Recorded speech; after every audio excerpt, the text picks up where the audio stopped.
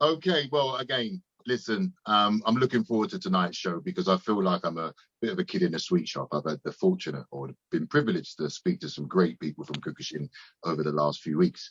And tonight, our guest is no different. In my opinion, he's partially responsible for what I consider as the golden era at Crystal Palace of Kyokushin in tournaments. You would always wait to the end to actually see this person fight because he was that good. And just for young people to understand, when in his era, there weren't weight divisions. So when he came fourth or eighth in the fourth world tournament, there was no weight categories. So without further ado, I would like to introduce to you the Terminator from the Isle of Dogs, Nick Da Costa. Us, good evening. Yes. That's a nice introduction, thank you. Oh, Nice. I think it's very well earned, to be fair. Mr. Consistency, great accolades behind you, and lots in front of you as well, we hope. Well, I hope so, yeah. When you get to my age, every day is a bonus. Well, Nick, look, I'm going to start where we should always start. How did it all begin for you? What was your inspiration into martial arts, and why Kyokushin? Well, there was a bit of fortune to it, but basically I was interested in martial arts because it's a bit cliche, but the Bruce Lee era and Kung Fu on TV, and that had a massive impact on people of my age when I was in my early teens. To the fact, that people were making nunchuckers out, cutting up broomsticks and making nunchuckers, and you laugh about it, but there was you couldn't buy any nunchuckers, and in a local shop, or there was no supplier that was nearby that anyone knew of because the world was different. It had a massive impact on young people, like the Bruce Lee and the Kung Fu TV series. And Bruce Lee, after he was so ahead of his time, in what he was actually doing. He wasn't just doing one form of art. He was mixing things up. So he was really the first MMA fighter but obviously in terms of being an actor, but he was an MMA fighter because he was putting everything together, but in a way that was at the time revolutionary, because everyone, you look back, everyone else looked so wooden in comparison to him at the time. Very true. And his personality and in the way he done techniques as well. And even at school, they basically there was a magazine called Kung Fu Monthly, and it used to have these iconic pictures of Bruce Lee, there with the claw marks and the nunchuckers and whatever else. And there was a printers that was just down the road from our school that printed Kung Fu Monthly. And at one stage, they ended up with hundreds of students going there at lunchtimes because somebody made the mistake of giving out some faulty prints. And so the following days it built and built and built until until we had to ban, like any of our students actually going there because, the demand was so great for these magazines. So that was a massive impact. And to be honest, when you look at Enter the Dragon, you had, John Saxon and Kelly and all these other people. They were all coming from different parts of the world, weren't they? Yeah. And they were all going to compete in a tournament.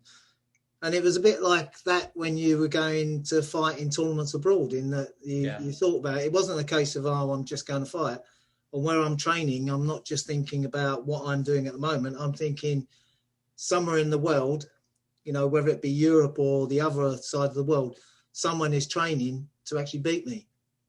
And that was a big motivator because, it was a case of it isn't like it just made it personal, and it was a good motivator to know that you were like sort of doing something similar. I didn't reference it, intentionally, but afterwards you think to yourself, that's I felt like in the same boat, that I was like going to this island to fight for my life. You know what I mean? Yeah. It's a bit like it's a bit fanciful, but there was an element of that. And to be honest, when you do a lot of training, you do use visualization to try and push yourself. you know. So if you're running, you're not just running, you're not just thinking about the run. You know, I would actually, if I was running uphill, I'd be thinking this is the hard part of the fight, and I'd be like, and I would dig deep and I'd go for it, you know. And I think that's an important part of training is visualization, and otherwise you're doing things separately and they're not really joined up, you know. So yeah, that's a good point. Funny enough, you've kind of led me into a question I was waiting to ask you later, but seeing as you've come straight out the bat, one thing I've always admired about you, Nick, was your mindset and your ability to be in the zone at a tournament. Can you talk us through your kind of mindset of how you approach karate? Because everyone's got different styles, and some people might, you know, I remember meeting you at Crystal Palace and I knew I'm not going to approach you because I just knew you was in the zone. What was your mindset? Well, you know, I was quite a reasonable person up until I started training for the tournament. And I think we all know that. We all go through those little moves. Exactly. And as successive weeks go on, I'm just getting more and more and more focused.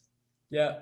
And more grumpy, if like for the people around me. You know what I mean? To the you know, so I would snap at times. You know what I mean? You know, I'd be quite reasonable. And I'd, you know, like, and something could set me off. But yeah, but you know, and it actually, you know, it brought me to a mindset where, you know, like I went from being, you know, sort of a reasonable person to quite a mean and focused person. You know, my intention was to, you know, like sort of go out there and do the business, you know what I mean, and make sure that I was focused on what I'd done. But I mean, my mindset was always when I was at a tournament, it was like being in a war zone. And I wouldn't like go there with headphones and stuff like that, like other people do. You know, like people had Walkmans on and stuff like that, because I wanted to be there and I wanted to look and hear everything that was going on. Because it's like turning off one. I know some people like sort of sit there, they're relaxing, they're zoning out, but I was the opposite. I was the opposite, as in if there was something like someone was saying something, you know, like. Then you would hear it and you would also see it and things would get your attention. And so I was always looking around to see whether, especially if it was another opponent, whether like someone said something or, you know, even if you know, you were saying you wouldn't approach me, but the people from our club are the same thing, is you'd watch people and you'd say, I think so-and-so, like, you know, he might have an injury on his leg or something like that. And when I first started karate, that was like, it seemed like a strange mindset, in that if somebody had an injury, you would actually capitalize on it. Can I suggest, would your teacher Bill Walsh and Glenn Sharp have anything to do with that mentality, or was this you? Because the way, you know, from your dojo, you seem to have that mentality of, we're going to go out there and do the business. Yeah, I think to be honest, with Bill Walsh was he fought in the first world tournament. Okay. And he was, for me, he was a great influence in terms of discipline. And, you know, really training strong, in that you were in the dojo and you weren't allowed to sort of like stand there and do it itching, you know, like scratch yourself or something. If you were supposed to be in Fudodachi and he saw you and he was in close proximity, you know, he'd actually kick you and drop you with a front kick. You know what I mean? And he wasn't. It was a good start. It was a good disciplined start to what I was doing. And he wasn't. He was only there for the first year and a half regularly, because he would teach on one day and Glenn Sharp would teach on the other. So I had one person that had been there and the other person, you know, was on their way there. And with regards to, was that, you know, the mindset of the dojo, I think it was something that I'd done naturally. And even when I was doing fighting in point scoring, I fought in the clicker, and it was like for green belts and below, but in 1979 it was like massive in the BKK. It wasn't a case of like you'd have like 3 fights or 4 fights, and we had preliminaries that happened in Kingston somewhere, where you had loads and loads of fights. And then the finals were on the day of the British Open knockdown. So you had the knockdown there, and we also had some preliminaries at Crystal Palace down in one of the rooms to decide who was going to fight the final upstairs. Really? Yeah. And so even there, I was like, when I fought my way to the final, and I fought in the team event, and I was the best fighter in our team, and so when there was a few fight offs, so I had to fight, and I won the fights. And actually, one of the fighters I fought in the early rounds was David Pickford. I fought him there for the first time in the clicker. Okay. And then we went on to the final. When it got to the final, I was in the team event and I was in the individuals. And what I actually said to Glenn, who was there as the coach, Glenn Sharp, my instructor, is I said, is it okay if I don't fight in the team so that the person I'm fighting in the individuals doesn't see how I fight? And he said, yeah, fine. He said, we'll do that. And we won 5-0 in the team anyway. So we won 5-0 in the team, so it didn't matter. And then I fought in the individuals, and I won that as well. I didn't fight brilliantly because there was another person coaching there at the same time, which was like Harry Buckley, and you won't probably know him, but Colton, you might possibly know him. Yeah, I think that's, yeah. But he was a Liverpudlian, and he was like, it was very streetwise. But in terms of coaching, he was saying, Nick, don't do a back kick. So I do a back kick and I said to him later on in later years, I said, look, if you didn't want me to do a back kick, you should have told me to do something else. Don't tell me not to do a back kick, because then straight away I got back kick in my head. Yeah, but anyway, so that was great. So we ended up winning the team and the individuals, and it was the final, like the British Open, and you had Jeff was fighting Bernard Cretan in the final, and wow. What a finale to the day that was, when he dropped him with a back kick. And it was a great. Was that the 79 one? 79. So so I was there, fighting in the clicker, and that was my glory, winning, like we won the team in the individuals, and then I was part of the day of such a great day where that happened. Bad though, because you and your team did a tremendous job, and no one knows about this because of the fantastic back kick Jeff did. No, we were small fish. We were small fish, so we were there just as extras. You know what I mean? We weren't there as the main event. It's mental when you think about that. It was actually on the British Open as well, because it's obviously been years and years since that happened. Yeah. But even especially back then, the British Open was super busy anyway. So I can't imagine. I mean, I know they went on very late, and even when I started in like 90, it was still heaving then. But it must have been a really, really long day with the clicker there as well. Yeah, it was. But the good thing about it is that the power karate, and I loved power karate because it was like trying to get hold of like like something that was like rare. There wasn't any places that you could actually get it, and they actually mentioned that I won the event was it in power karate? It might be in combat actually. I might be getting it wrong, but it mentioned it in like in combat karate as well, which was great. To be because it was a magazine that was well reputed. So. Yeah. I'm glad you touched on that, Nick, because, you've had such an illustrious knockdown career, of which we will come to, very shortly.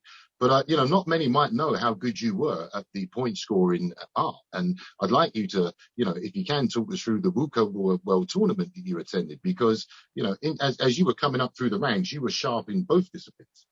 Right. No, the Wuko World Tournament. There wasn't. I didn't attend the Wuko World Tournament. I do apologise. I've got that wrong. Yeah. No, it was basically we fought in the all styles, like basically. That was it. What I would say is that when we were fighting in knockdown, like the knockdown started in 76, and in the UK, and Kyokushin started in the UK in 64, and the BKK was formed in 65. Yeah. And so for all those years, like for 12 years, there was no knockdown. People weren't fighting knockdown. Yeah. And so the BKK were actually fighting traditional Wuko, and our own form of other fighting that came on later on. It wasn't like till I don't know whether it was like the mid 70s or somewhere around there. We started doing clicker as well. So and so we took part, and we were quite well embedded with all the other styles of karate as well, in that we had a relationship with them. Yep. And, you know, they saw us, we saw them. And we would also get some of those that would actually come and watch the knockdown, you know, and some of them would, you know, foolishly take part in it as well. You know what I mean? Yeah, the calm boys and things like that. So it was a case of, it was the norm for people in the UK. And I know that if you go to other countries, they've never done anything other than Kyokushin rules. Yeah. You know, and then you got people in Holland that will do kickboxing, and then you know, so the experience of Kyokushin and the way you're brought up is going to be different, you know, especially in the past, you know, for every country, because we all had slightly different backgrounds and different starting points, you know. And if you started off early enough, you had a grounding in the point scoring, and if not, a lot of the countries now have never ever done like any point scoring at all, and it's alien to them, you know what I mean? It's Kyokushin is knockdown, you know. Yeah. You know, we had a different experience than that. And did you think the point scoring helped you moving forward in your knockdown fighting because of the in and out or the sharpness that you need to apply to that style? I'll tell you what is very important is when you're everyone, was it Mike Tyson said, everyone's got a plan until they get punched in the face. Yeah, love that, love it.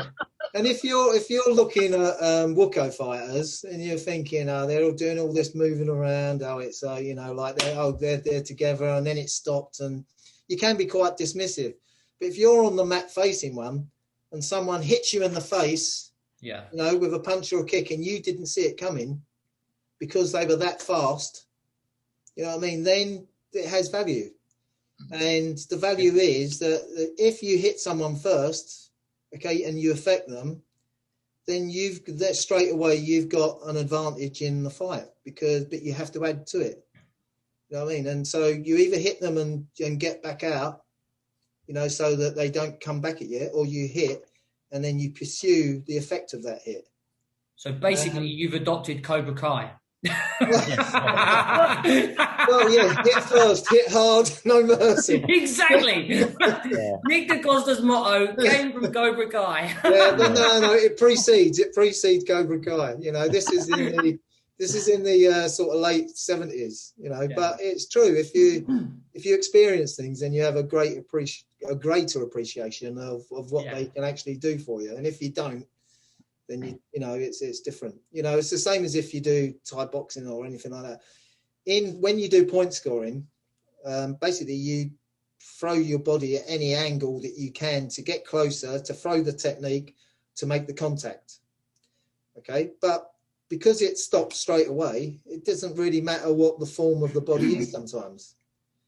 And if you go to Thai boxing and you see the way they fight, they're always keeping a strong structure in their stance and their fighting, because they're willing to take a hit and then continue the fight straight afterwards. So if they're standing on one leg angled backwards, foot's out here, and they get hit, you're going to get like flying. You're going to go flying, aren't you? Yeah. But if you're like sort of strong and you get hit, but you're in a stronger position, okay, you're going to take the whack, but there's less chance you're going to be affected balance-wise, and then that means the person's not going to be able to get as much out of the attack as they want to. Yeah. So was that what you tried to do in your knockdown career as well? Try to be the first one to really hit the opponent first, and then obviously continue on in that? Or well, it was it's a case of evolving, because when I first started, you know, I was obviously being trained by Glenn Sharp. And Glenn Sharp, if anyone knows him, is called the Animal. The reason he's called the Animal is because it's like, you know, route one, I'm coming for you, and it was like, you know, and I obviously I wanted to be like that. That was the way I was taught. So when I first started, I was just like sort of basically just going forward, and I was going in and bam, bam, bam, and then what happened is that then started to realise that if I wanted to win tournaments, I wasn't like, if you look at, I haven't got like massive like wrists and ankles and stuff like that. And if you're thick set, you can go to war. Yeah. Okay? You can take on damage. Okay, you're less likely to be affected, you know, because of you're a certain build. You know what I mean? But I'm of a certain build where it would damage would accumulate. So I might be winning these fights, but as you win a successive fight, okay, there's less to fight with. And so what I realised was that I needed to, if I wanted to start winning, I needed to adapt my fighting to take on less damage. And also the tournament rather than the fight, right? Yeah, in a degree. But then there's also, if you look at it, if someone, sometimes when I was training, and if I had an injury, I, rather than not fighting, I would just purely fight on defence only.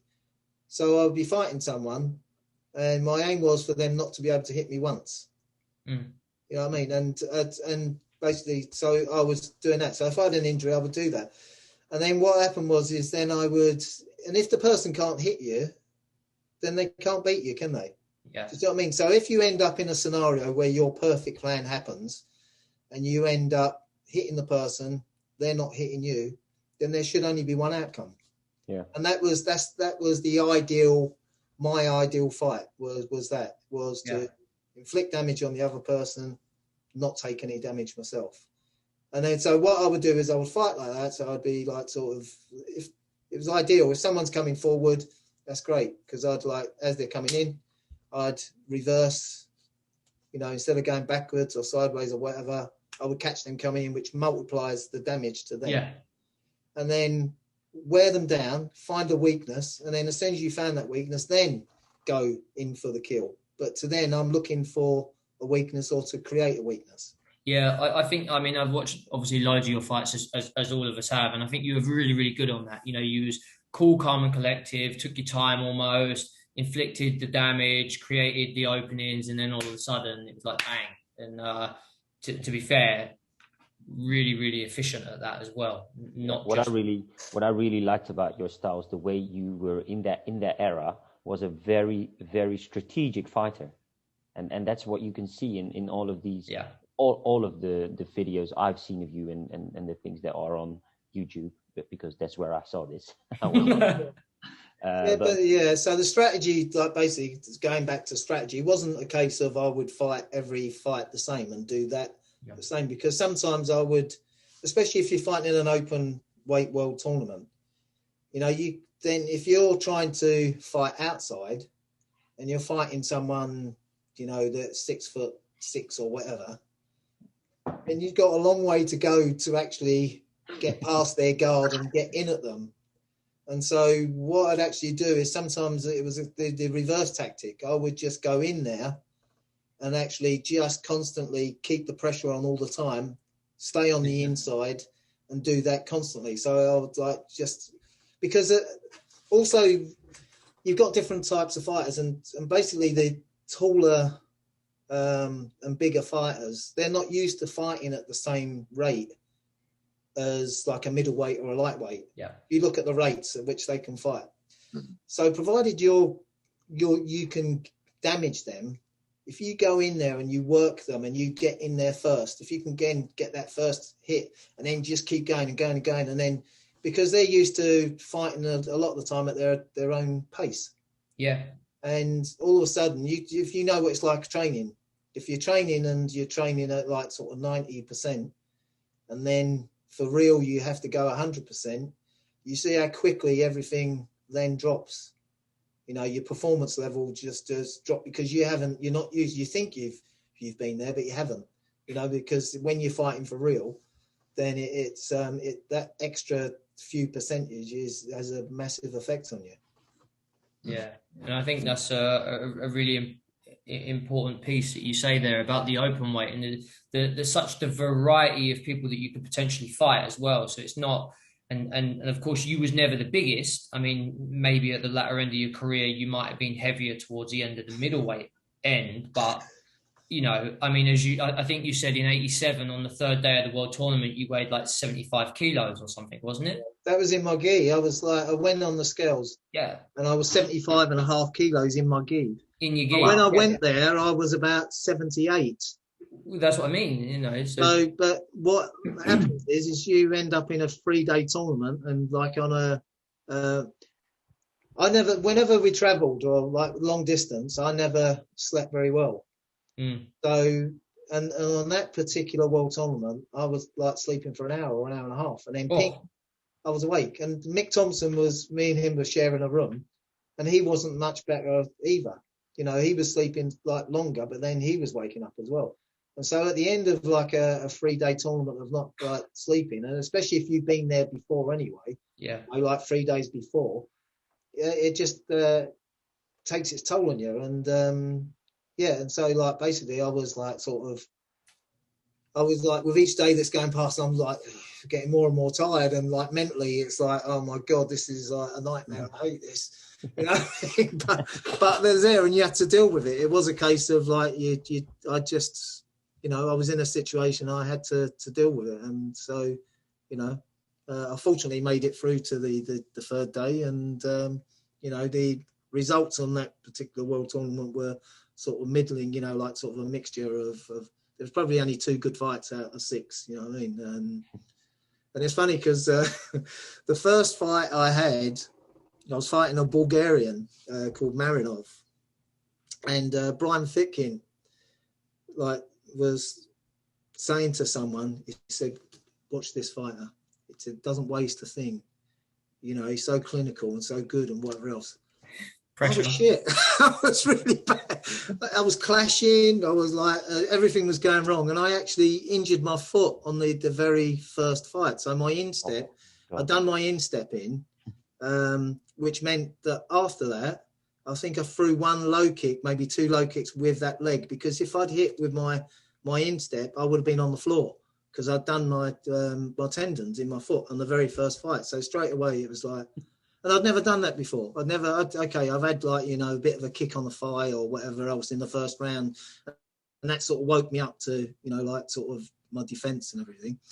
But, you know, fighting in the World Tournament and the first fight you do your foot in, and fortunately it's the same foot I knocked out Mokamura with, but it was okay going round on the heel. Yeah, that was the other side. Anything on there like was a no-no. And so so basically I straight away it was a nightmare. And he came over to me and he said, what's the matter? He said, I was just telling these people how good you are. I said, I ain't been sleeping. And I'd injured my foot at the same time, so I was feeling very sorry for myself. Yeah. so that mood that you was already in was probably getting greater. Well, yeah, it's getting worse. Yeah. Was that the moment you snapped? Yeah. Well, no, I didn't snap. Yeah. No, but yeah, so yeah, I let it down badly. How many did you have that day? Sorry, that tournament. How many? Well, the first day of the World Tournament, you only had 1 fight. Yeah. And then the second day you have 2 fights, and then the third day you have actually 5 fights. You know, if you're going to win the tournament. And what happened is I had the bad first fight, and then I was fighting someone from South Africa, Mashinini, like a Shihan. He's a Shihan now, but he was like really, really tough, and. I was fighting him. I still was being too passive. I wasn't like sort of fully engaged in the fight mentally. And he punched me in the face like a couple of times, and he got a Genten. And if you get a Genten in Japan, that's the equivalent of a Zari, and he lost. So like, fortunately, I think the second round off, then he basically lost on that. And so when he got to the third fight, which is the second fight on the second day, I just had enough. I thought, right, okay, I just got to, you know, sort of sort myself out. And I was fighting a Japanese Brazilian called Futoshi Limori, and he was really, really good. I saw him in the fight before, and he was a bit languid, like as in, but he had these fantastic kicks, and if he knocked out the fighter before, and I thought, okay, he's about 6 foot, you know, like 2 or 3 or whatever, you know, somewhere like that. He's not a heavy build, so I can't kick him with my right foot. So what I'm going to do is I'm just going to concentrate on his stomach, and I'm going to go for his back leg. And that's all I did. Is it was like bang, bang, boom, bang, bang, boom. So every opportunity I was just whacking this back leg, and it had the effect. It did create a weakness that he didn't have, and it did have the effects in that I got the decision after like the 3 minutes. So that was my second fight on the second day, and then after that I knew my fourth fight was the Japanese Okamura, the one that I knocked out. And again, because I wasn't sleeping, I was thinking Okamura. I kept on going in my head, this Okamura all the time. Didn't know him from Adam, because in those days you didn't have any access to any videos or anything. These days you all he is a name in the book, and you see him, and he was like really, really strong as well, dropping people.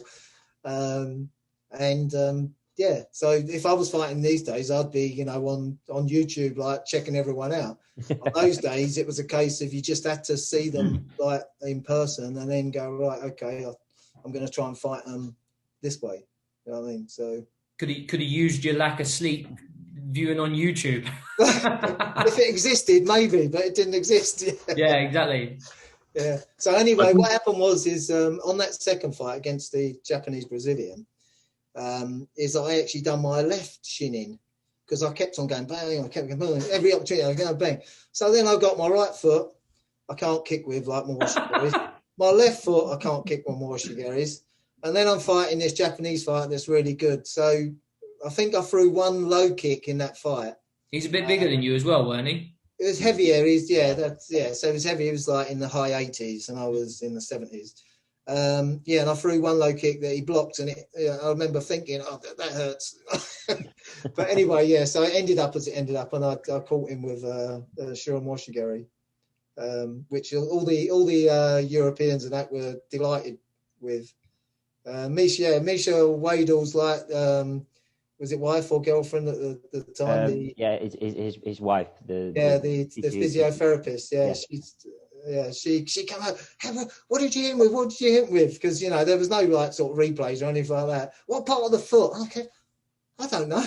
But just hit him. It was a Shihan Nick. I don't know what part of the foot it was. The incredible thing about that kick though is it really doesn't look like it touches him. No. It just goes straight through like that, and you're looking at, I mean, I've watched it. It's probably the most famous knockout we've ever seen, to be fair, for multiple reasons. Obviously, the first Japanese getting knocked out as well. But it just goes, and you're like... Yeah. But what it was is it was actually the Chusoku, the part of the foot. So that's why it made a smacking noise. It was the Chusoku that hit him on the cheek. Yeah, because if you look at it in like the real time speed, it looked like it missed, but then you saw his body like tense up, and at the time you hit him, he was gone. No, but on the one of the videos, I think one of the videos that exists, like you can actually hear a really loud smack. Yeah, it is like a smacking noise. So you get the sound effect that goes with it. You know what I mean? So yeah, but was this your best knockout, like in your career? Probably, yeah, because I'd had like other knockouts, with knees and stuff like that. But then it's all about the stage, isn't it? Yeah. And this is the world tournament. Yeah. It was Japanese fighter.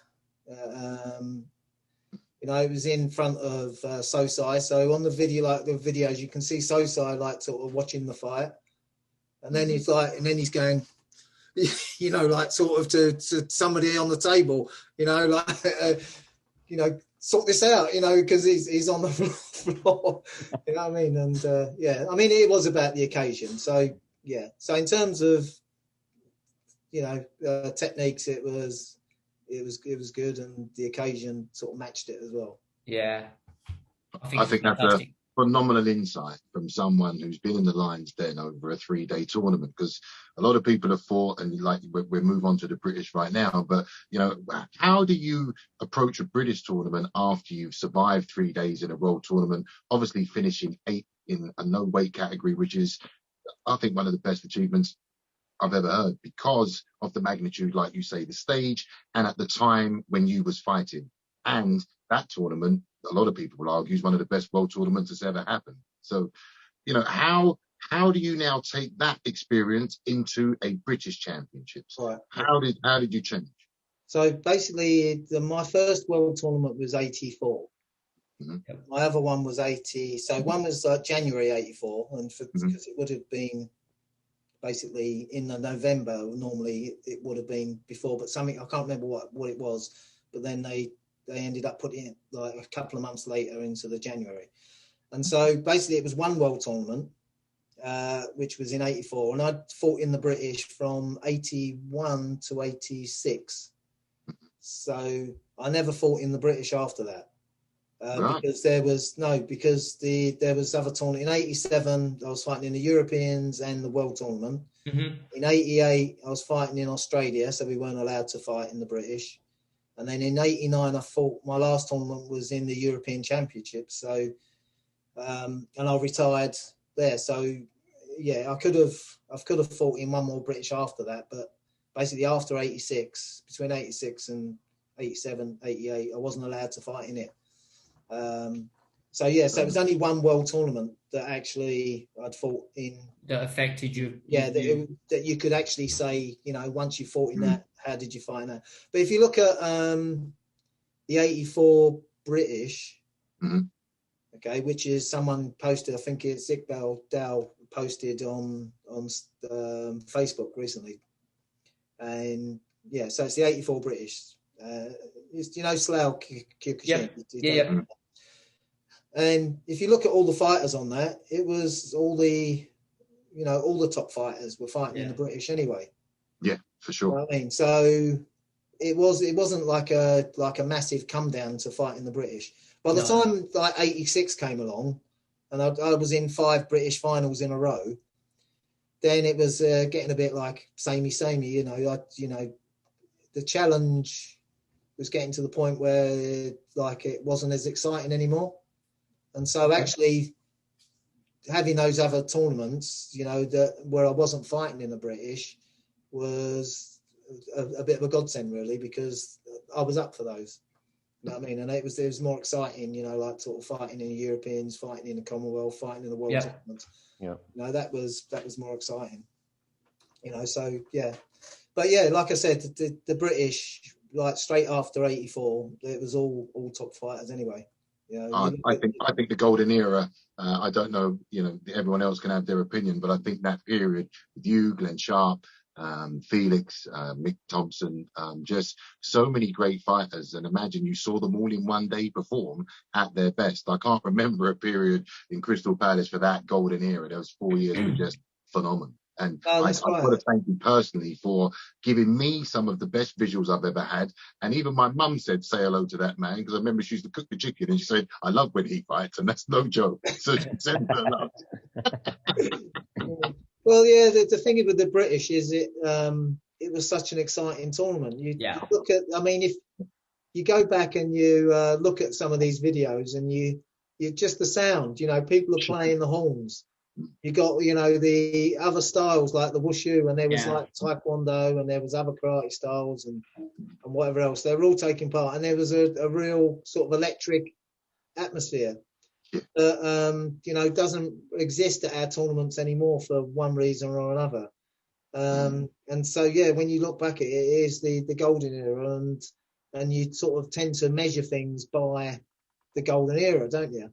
Yes, for sure. And so what we do now is like really, really, you know, top quality fighters, well organised tournaments. But unfortunately, we haven't got the public on board that we used to have. Yeah, the rawness of these tournaments as well. I mean, because you used to go to the likes of Poland and Hungary, and you'd be fighting in front of, you know, sort of 12,000 people. It was like packed out. And then we went to a tournament in, was it Bulgaria or Hungary? And they're having tournaments there, and there's no one there. You know what I mean? And you're thinking, bloody hell, you know, what's changed? And what has actually changed is that, you know, the people have other interests, and where there was like there were less things to do, and what was there Kyokushin was exciting, it's not quite. I think other things have taken its place, like the UFC. Yeah, MMA. You know what I mean? It's funny you say that, because we've touched on this many a times ourselves. As you know, kind of Kyokushin is a great art. I think we have the best, biased maybe, stand-up fighting there is. But I think we kind of missed the bandwagon a little bit in the kind of the promotional factors that surrounded that was the rise of UFC and some of the boxing thing. Because I think we have a great product and I think we have a great event. But unfortunately, as you say, the crowds are just elsewhere. I think really in terms of Kyokushin now, the knockdown is like a stepping stone to other events. You know, and some people have done it, you know, like Sam Greco and Andy Hug, Michael Thompson, Sammy Shield. You know, there's lots. It's like, which actually proves that what we do is right. Yeah. Okay. But from there, that is where ultimately fighters, the top fighters, should be aiming to do is establish themselves in Kyokushin fighting, and then go, right, okay, now I'm like a certain level, okay, I need to go and take part in this if I really want to progress and test myself fully, you know, because the whole of the martial arts has actually moved on, and what was exciting and, you know, cutting edge isn't the same anymore. You know, if you just the knowledge of people now is so much greater. If you were a smart person, you could basically go on YouTube and find out most things about fighting, you know, and actually use it. You know what I mean? Whereas before, you know, it was a case you'd go to an instructor and they would decide whether they were going to tell you things or not. And knowledge was precious, you know, and it was, you know, they said, I learned to do that because, you know, even doing the self-defense aspects of like Maigadumbarai, Jodan-uki, Uchi-uki, Sota-uki, when people, it wasn't shown to anyone in Europe until about 1980, 81. And so you'd had people, so you had people that had been training since 1965 or 64. They realised they were, like, all of a sudden, how ignorant they were, because there was all this like information suddenly that they'd found out that they realised they didn't actually know what the actual techniques were for. Yeah, you know what I mean, or the full depth of what they were for. You know what I mean? So it was it was a shock to some of the people there. I mean, I'd only started in 78, so for me it was the case of I'd only, you know, been training for 2-3 years, and then I found out. So, you know, it wasn't as great as the investment that others had put in, and realised that they didn't know what they thought they knew. You know what I mean? So it was a very interesting time. Do you think with the... Sorry, Dee, go on. I was just going to say, you actually started quite late, as in comparison to myself, for example. I was a boy, but you was it 18 or 17? 17 I started, yeah. So, but yeah, I left school, and I was very sporty, naturally athletic, but I didn't specialise in anything. I'd have a go at this and do that, and I didn't attend any regular sports, like to get selected for teams and stuff like that. But if you sent me out on they'd always, the PE instructor used to say, like, Nick, because there's a cross country tomorrow, like the London Open or whatever. He said, do you want to take part in it? And I'm like sort of 13 or whatever at the time, and I ran in it and I came 5th, you know, and wow. I wasn't doing any running, you know what I mean? And, and then like this happened like a few like years after, like you say, oh, there a couple of days time, it's like, you know, the Essex this or whatever else. Will you take part in it? Yeah, okay then. And that was my best result, 5th, because as you get older, people are actually in athletic clubs. Yeah. And they're training like regularly, and then your natural ability is only gonna take you so far, you know, like, and it, you know, you'd have to do regular training to actually compete with these people, Yeah. no matter what your natural talent was. You know what I Yeah. mean? So I was a sort of a natural sportsman, but I hadn't chosen my field, and my other sports teacher like put in my report, my final sports report, he said like, Nick is a talented natural athlete, but he really needs to basically concentrate on one, you know, like one sort of sport rather than lots. And then luckily enough, when I left school, I wasn't like, there was nothing to do. I was waiting for an engineering apprenticeship to start, and my brother was started going to a karate club. He said, Nick, you got to come along, it's like really good, blah blah blah. Yeah, and so I ended up going to karate, and that's how I started karate. You know, Thank you. Thank you. Yeah. I'm so glad you chose. I'm so glad you did. Thanks to your brother, I guess. Yeah, but I could have been a footballer, and I would have been worth millions now. Yeah, and you support the right team. Would you sacrifice those millions for the buzz you used to get at Crystal Palace? I could have been called Nick Aldo or something like that. Imagine that. Untitled Da Costa. It's got a nice ring to it. That has got a nice ring to it, actually. It does sound like a footballer, doesn't it? It's a good forward player for Man U then. Yeah, exactly, yeah. So with that in mind, we're moving to your coaching career. How did you, because of your, you know, natural tenacity and your natural talent when you fought, how do you approach coaching, Nick? What's the difference in mindset that you went from obviously competitor to now teacher?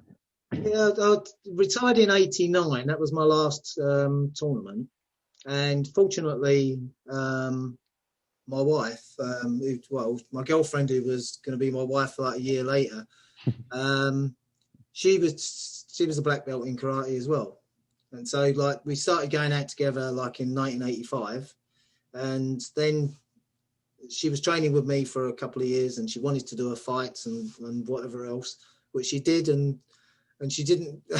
Despite my advice, I said, no, like, you're too young to do your fights. I said, like, you haven't got the actual technical ability to make it through the fights, because at the time the doing your fights went from like when it first happened in the UK to being just an add-on, a grading where you go like, and people were fighting you like clickerish, to a couple of years later, then everyone is like sort of like giving you proper whacks, and it was then like became a proper test. And they also, it started off as 1 minute, and when they brought in the fights like proper, it was 1.5 minutes.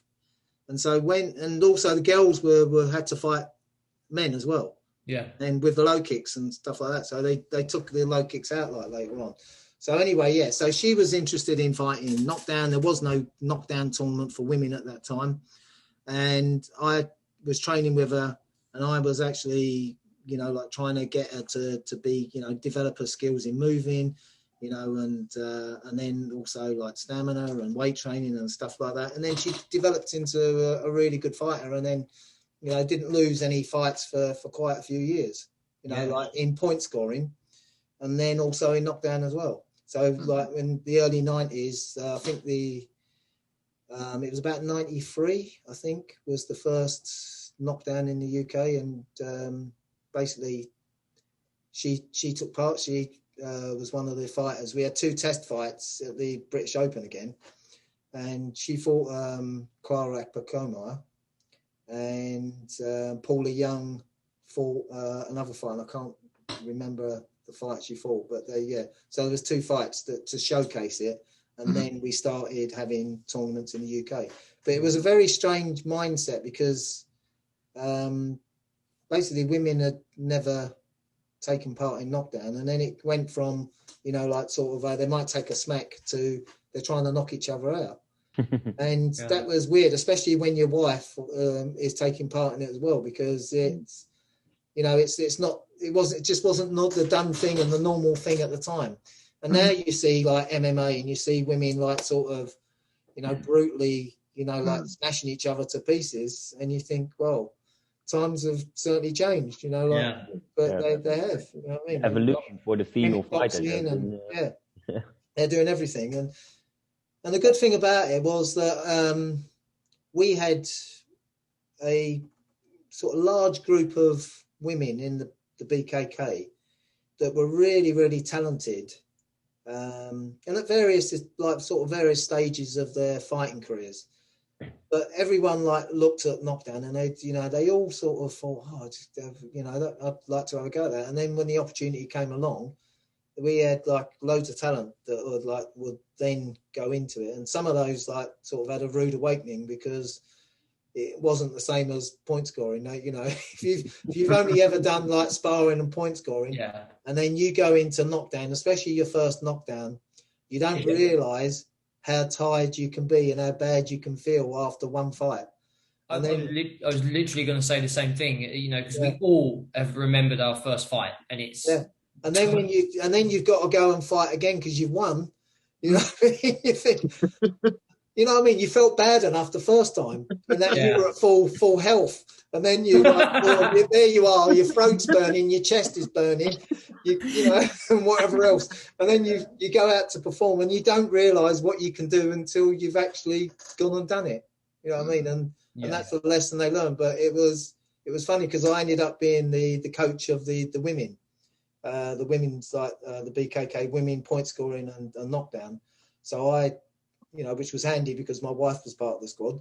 Yeah. And then it was up to me to sort of lead them through into that sort of that new world, which was exciting. Yeah, exciting and scary at the same time. Especially being as you say, Maria was the first ones to kind of pioneer it. It started the year before because I think in Belgium they'd had the tournament the year before. Okay. And Paula went over there and she actually won. Paula Long, she actually went over there and she won the women's heavyweights because there was only two divisions. And it was sort of unofficial that she went over there, and then she came back and basically then we started doing it properly in the UK. Yeah, there was a movement and a desire to then go there, but Sosai at the time, he didn't want women to actually do knockdown. Yeah. He actually sent a letter out to all the branch chiefs to say that women, should do, kata basically. So, but he was a man of his time, and things changed. So. Yeah. But it's great that you helped, and obviously Maria herself helped pioneer that for a lot of women who are now obviously benefiting from that. So it's always evolving. And I was going to say, with your coaching, obviously you finished tonight online. Do you think the online coaching revolution could also kind of modernize Kyokushin and take us to the next level, or how do you see things in the future? I think there is a place for it now, to be honest, but not for regular normal dojo training. But there is a place for it where you can actually connect. If you had, sort of a certain group of people that you wanted to take through a specific kata or specific skill in fighting or training method, then it's something that could be done. And it does, it does have some value. But obviously the best is to be there in person. Yeah. But there is a place for actually having these online sessions like we're doing now. We wouldn't be doing this, would we? A year or two ago. This is something that has evolved mainly over the last year. Yeah. And it has value. It has value to it. So, and it's great that what you're doing is actually there's a lot of people out there that we know as sort of big names, and it's but other people don't. And it's good that you're doing a job of bringing them back, and talking about them, and actually, with the same respects that we held them in many years ago, because over time, what happens is the old people, they still have respect for these people. The young people don't know them. No. They're not going to have respect, are they? You normally give a modicum of respect to everyone. But then the more you find out about people, okay, then that respect can grow. And, that's what I think is good about what you've done. Yeah. That's really nice to hear. And I was, you know, speaking along those lines, have you ever, you know, do you still keep in touch with Glenn? Have you ever seen, you know, is there anything that, what's happening with the old guard? Is there still any connection at all, or? Oh God. You know what? It's you know, a real friend is someone that you can not see for 10 years, and then you see them again, and it's like their time hasn't passed, and you've still got that connection with them, you know, and you're still friendly and you still joke, and you know, you still have that respect for them. And it's the same with Glenn and lots of people from those times, is that I don't, like, you know, keep in contact with them all the time, and it'll be intermittent. It might be a year or two, but then, you know, and it's been like, before it's been like 10 years and I haven't like heard from them, because some people aren't as sociable as others, and they won't do the first step. And, you know, in the past I've been like that. You know, I'm a little bit antisocial at times as well. You know, and in that I don't always go out of my way to see friends or family at times. You know what I mean? And and it's something I should do, and I'm a bit more mindful of. But yeah, so yeah, with Glenn, I've been in contact with him, and he's had, you know, he had a heart problem a few years ago. He had a heart attack a couple of years ago, but but he's okay. He had a stent, and everything's fine. And thank God, thank God. And he's good. So that's good to hear, because I mean, that era just is so much a part of my life, and I just remember those Crystal Palace tournaments and the buzz and the rush, and it's good to see. And I mean, even speaking to Jeff the other day, I mean, the demonstrations that we used to see from him, it's nice to keep in contact. It's nice to share that love, in my opinion. I don't know what you think, Darren or Wes, but I truly think it needs to be done. Well, yeah, that's probably, you know, it's the pioneers who made it like this, and that is the reason why we are able to do all of what we do. You know what I mean? And that's the thing. Obviously, times do change, and you do got to evolve, but you never should be forgetting about the people, and especially like in the likes of Jeff, like yourself, Nick, the ways you looked at stuff, and the ways you looked at fighting. I remember meeting you for the first time in the Dutch summer camp. I think it was 2004, and it was like the first time I saw you there. But then I was like, oh my God, I know this guy from videos and magazines. You know, I mean, how cool is it that this is happening? And well, 2021, we're sitting here having a nice chat. Well, this is it. So I mean, if you look back if you go back far enough, and you know, you get some people that they'll look back and they'll think, oh, that person wasn't that good, or they'll go back another 10, 20 years, that person wasn't that good. But like you said, what they did, you built on. Yeah. And they built you, actually. You know what I mean? Their experience, they made you better. You know, and then you get better, you teach someone else better, and then you teach them better. You know what I mean? So it's a building process, and you know, you don't judge, you know, like people out of the time that they were in. You know, it's a bit like saying, oh, would someone, you know, Rocky Marciano, would he have been able to fight, you know, Mike Tyson? You know what I mean? And you know what I mean? They're two different people from two different generations. You know, if you go back, you know, even 30, 40 years ago, you know, people were in the UK were like 3 inches smaller, you know, the national average, you know what I mean, 40 years ago.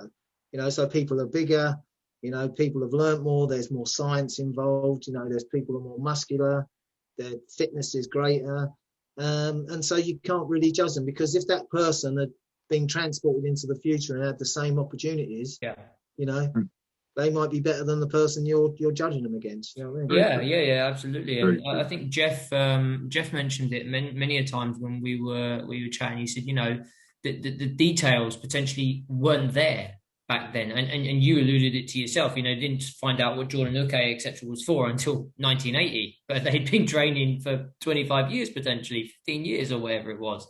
You know, so I think you're right. Today is a lot more detailed. It's a lot more scientific. There's a lot more information that flows throughout the world much more easily because of the internet, because of technology. You know, and that only moved on because people built on things that currently already existed, and that's no different with karate. Yeah. Well, you look at any sport, well, you know, they're always looking to improve, whether it's football, you know, look how much the science of what they actually do, the training that they do and the professionalism that they do now compared to 20, 30 years ago. Yeah. You know, and we're an amateur, you know, martial art, you know what I mean? And we've, you know, if you look at the standard of people we produce, it's fantastic. Oh, I mean, it's unbelievable, the fitness and strength and the dedication of people that do Kyokushin, you know, and compete in Kyokushin. I mean, it's unbelievable. You know, well, Nick, I've always wanted to ask you a question, actually, because you were known back in your day, your cardiovascular was immense. What was your old school training method? We know that science has changed, but you were fit. For 6 minutes, you were fit and would not stop going. Give me, what did you used to do then? What was your training regime? Well, well, it's funny. We had a couple of doctors that used to come and check on the GB team at the time. So in a way, we were better off then than we are now. and that was sort of Liz and Andrew Bird. And I was in a squad training session in Leicester. And it was in between training, and then they took my heart rate in between training. It was something like 35. What? What? Were you alive? Yeah. 35? No. Yeah, so they were like sort of shocked at sort of my heart rate levels and everything. Did they think that their equipment was faulty? Give me a new one. Yeah. This one's broken.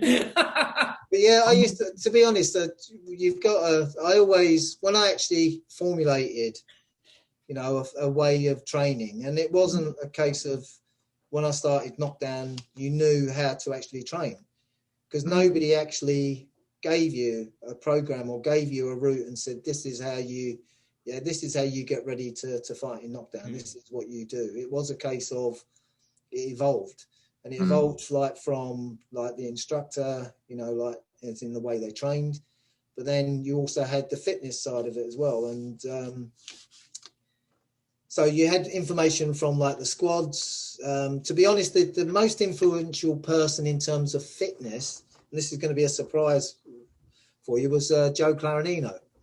Because Joe Clarinino, basically, I think he was doing some sort of fitness course, coaching course. And he was the first person that actually started doing measurements of fitness levels. So you would do exercises over a specific period of time.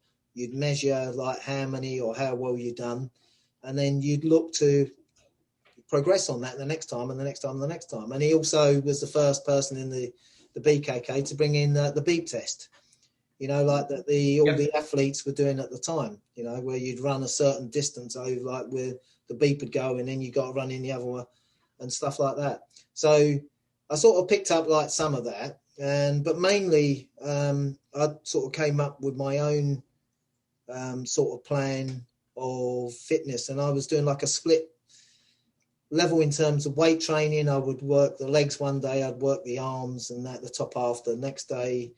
I would do running up. If I was fighting in a tournament, I'd do stair running. Is that the one with the lift, Nick? Did you used to race the lift, if I remember my memory serves? I used to get the lift down. No. So people say, did you run down the stairs? I said, no, got the lift down. The actual aim was to run up. That's where the actual effort is. And so there was this like block of flats that was in Bethnal Green. Yeah. And what I used to do is like I would go and run up these flats. So I'd have a 6-week program, and I'd run up these flats like I think it started off at like 2 times. It was like 12 stories or something like that. Can't remember. It might be 10. And then what I would do is then I'd walk down like from there, go over to the park, and then I'd do a 2.5 mile run and see sort of how quickly my legs like recovered from that. And then I would go into the dojo, and I would either be training like in the line in the dojo, or we were fortunate enough we had some bags downstairs, and if I was training for a tournament, I'd say Sensei Glenn, are we doing like knockdown tonight? Because if not, I'd like to do like bag work down downstairs. And he said, if he said, yeah, we're doing knockdown, I would stay there. And if not, I would go and do that. And then the next time I would then run up the blocks 3 times and then do the run and then do whatever training. The next week I would do 4 times. And so it got to the point where I was doing like 6 times up. And it was, and most of what I did was progressive. So even my bag work, I would actually change it so that it would actually be more intense in certain parts as the weeks went on. Yeah. So you were sort of building all the time. So, because I mean, the key to work then, Nick, did you give up work to fit all this in, or I did, eventually what I did is that I was in an engineering apprenticeship and I was working for a good company in London. And they had there was a massive company that used to make lots of money, and I was a toolmaker, precision engineer. Wow. Alex Ferguson was also a toolmaker, up in Scotland. So we all sang. So we similar career paths. Right. So anyway, what happened was they were looking to move out of London, and they had like sort of factories all sort of outside London where they had tool rooms and whatever else. And it was 1983, and I just started to do shifts, like early or late shifts, which meant that like for 1 week I'd be able to go to the dojo, the next week I wouldn't, because I'd be working till 9 or something like that. And it was okay because I was like still get training and going and doing weight training and doing bag work and whatever else, but it just like sort of messed up like sort of normal life. And then I thought to myself, well, I'd like to basically like take the next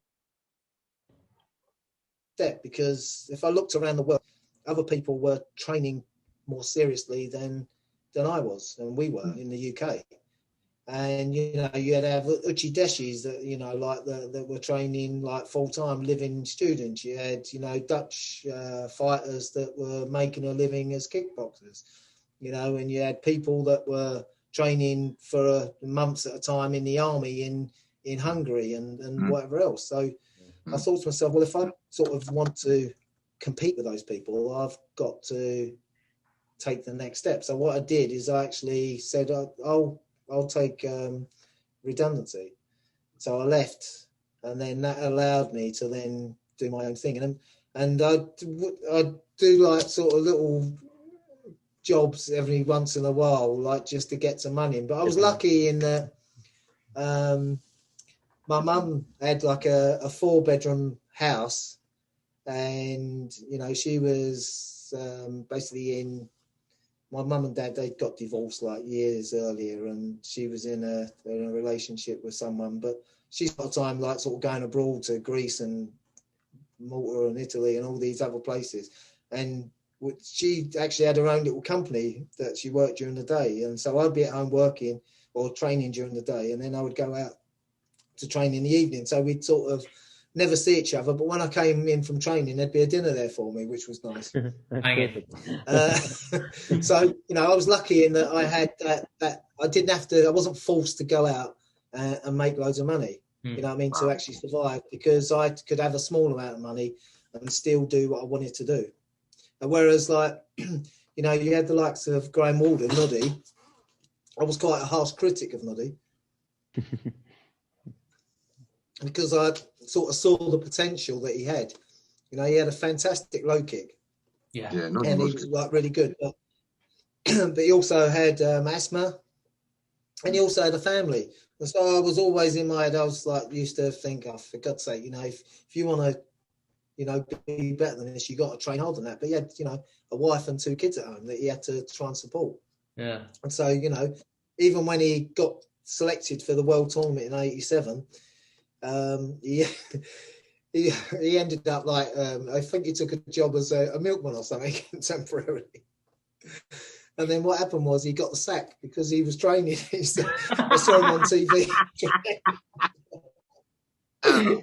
You know what I mean? And he made sacrifices as well, but he actually made sacrifices that involved his family and his his wife and his kids as well. Yeah. And how did family life change you? How? Yeah. How did it change you? Well, I think you sort of grow up a bit as soon as you have kids, don't you? Because you've got responsibilities that you never had. You know, basically, if you've got a girlfriend, it's just you and the relationship between you and your girlfriend or your wife, and it's quite simple. You know, it's quite a simple thing compared to when you then have a kid, and then you have another kid, and then you have another kid, and then like life gets like sort of really busy. You know, and but then what happens is they end up like after a few years, you know, they get more fun, don't they, kids? And to be honest, I really like it. And they're all yeah. So I've got 3 sons, and basically they all started training when they were like 6 years old. Mm-hmm. And I think Max was the youngest, and I think he started about 6 months earlier than that because we were going out to teach, and he turned up in his like with a gi on and a dodgy belt, and we thought, oh, we got to take him. We can't like leave him at home. So he ended up like starting. So he's like 5.5-year-old, and we ended up like letting him train. But yeah, but they're all good. It's good, like the whole family trains. So my wife, like she's an instructor. Our kids, like they trained, and we took them like through being like juniors, and they were like sort of junior champions, cadet champions, and you know they've slightly different like stages of where they are in terms of karate. But Christopher, and they all went off to university as well. Yeah. So wow. So well they came done. back That's a bit different. Great parenting. And No, they're well all black belts, so they're all good. They're all good standards. They're fighters, you know. And I don't, you know, push them into, oh, you've got to, you know, like sort of take place in, you know, part in the knockdown is your responsibility. You've got to take part in the, you know, like point scoring or whatever else. You know what I mean? You know, if they want to take part in it, they do, and if they're driven, then they will. And some of them are driven, other of them, you know, they still value karate, but then they won't do it as much as they used to. You know? Yeah. So that's I think. Sorry. It must have been really, as you say, like really busy because I don't know how many times a week you were teaching back when your kids were young, but I mean at the moment you teach maybe 4 times a week, isn't it? Well, at the moment I'm just teaching once a week. Yeah, right now because of the pandemic. So we're just doing like a weekly Zoom class. But yeah, since 1999, I started Docklands, basically, which is near the Docklands, you know, the Isle of Dogs, and where the business centre is in East London. I started that in 1987. And this is the first time that we haven't trained. So for the past year, we haven't been allowed access to the facility to actually train anymore. Yeah. Until like they decide that it's safe enough to them to open it. And then what happened was in '99, I started a second dojo, Ilford. And so basically since '99, I've been teaching 4 evenings a week at 2, like sort of cut over 2 different dojos. But you still have 2 so dojos. I've had 2 dojos since '99. Yeah. So it's been quite demanding. Yeah. And it's been funny, the last year there's been like a change, and it's a case of sometimes I think, yeah, it's quite nice not having to go out, but then other times I think to myself, bloody hell, this is a long evening. You know, if I'd gone out and done like some teaching, I'd break it up. I'd be back again, and you know, in another way, I'd enjoy the time at home more because I valued it because I'd been out and done something. Exactly. Yeah. Well, all I can say is for me, Nick, there were so many questions I had to ask, but you answered a lot of the questions I would have asked in just being you and just giving us the experience of what it was like at that time in your era. I am just genuinely humbled by it, and I thank you for coming on this show and sharing what it's like to fight in a 3-day tournament, what it's like to fight 6-foot people with no weight categories. And I'll tell you the only part that I've never really imagined. What's it like when there's no one left in them tournaments and it's just you on your own and you get to the top? How do you cope with all that? I mean, it's just, you're just an amazing guy that I think would always inspire me. And I think anyone in Kyokushin that ever sees you or meets you will be just as inspired, in my humble opinion. Cheers. Thank you. It's very nice of you to say. But I mean, it's like anyone that if you have success, most people are not successful in terms of that. Not everyone. There's only one person that can win a division. Yeah. You know what I mean? And it's funny because I was talking to an instructor from abroad who's like a very successful instructor. He's he runs this country, and he runs it really successfully. But he says that he doesn't focus on tournaments. He's like looking at the students. He wants the students to be better students and better martial artists. And if he just concentrated on tournaments, he said only one person can win and all the rest are losers. You know what I mean? And that he wants everyone to sort of flourish and sort of value what they do. Whereas the tournament system is actually the reverse. It makes like someone's at the top, but then there's a lot of people that are underneath. And, it depends what your aim is when like when you're running an organisation or if you're running a club. Whether you actually are looking for that elite fighter or a few elite people, or are you looking for the general sort of welfare and ability of everyone in the dojo? And you have to strike a balance. That's the tricky thing. Yeah, is you striking a balance between the two. And it's great if you can do the two, but I would be happy, just to have good martial artists that are healthy, know what they're doing, enjoy what they're doing. I'd rather have that than I have one student that was brilliant. There was a European or world champion or whatever else. You know what I mean? You sort of look at it as almost a community that you've created, and you want to look after. That's very insightful. People. You know what I mean? Very insightful. Yeah. Well, on that note, I want to say thank you for coming on KRT. Thank you for being who you are. Thank you for just entertaining me for 20 years in just the aura of, I'm so glad I'm not on the mat with that man. It's just, that looks like it hurts. Yeah, I just loved you. Loved it. I said it, loved you. Where's it's been a Darren? pleasure. Oh, mate, love it. Thank you. Yeah, where's Darren? Anything to say? Yeah. Where's you go first? No, yeah, it's just been a huge pleasure. We had the pleasure of you as a teacher for the Super Saturday. Showed us some great insights again today. Showed us some great insights again, and it's just always a very good talk when we talk to one another or when we see each other.